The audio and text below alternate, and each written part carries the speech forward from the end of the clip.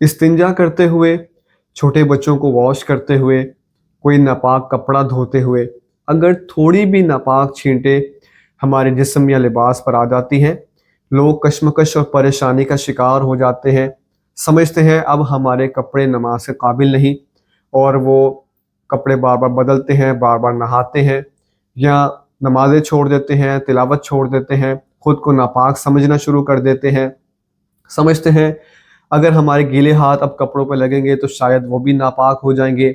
सोचते हैं कि अब हम जहाँ उठेंगे बैठेंगे तो चूंकि नापाक छींटें हमारे कपड़ों पे लग चुकी हैं तो चीज़ें भी आगे नापाक होना शुरू हो जाएंगी, वगैरह वगैरह।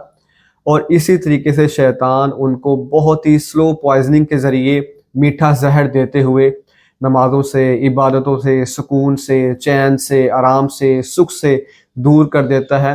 रफ्ता रफ्ता लोग नफसियातीपन की तरफ जाना शुरू हो जाते हैं, उनको इस बात का एहसास भी नहीं होता। हकीकत यह है कि मज़हब इस्लाम एक आसान मज़हब है, इसमें तंगी मशक्क़त नहीं रखी गई। अगर हमारे कपड़ों पे थोड़ी बहुत नापाक छींटें आ भी जाती हैं तो इसमें इतनी सख्ती नहीं है।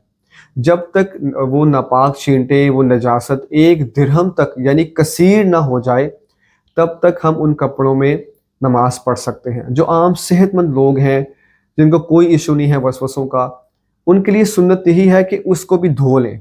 लेकिन मैं ज़्यादातर मुखातब होता हूँ उन लोगों से, मेरा ज़्यादातर खिताब उन लोगों से है कि जो वसवसों में फंस जाते हैं, जो परेशानी का शिकार हैं और इन पाकी नापाकी को लेके वो ज़्यादा उलझे हुए हैं।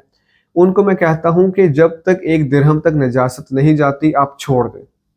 आप इन्हीं कपड़ों में नमाज पढ़ें, इन्हीं कपड़ों में तिलावत करें, इन्हीं कपड़ों में आम दिन गुजारें।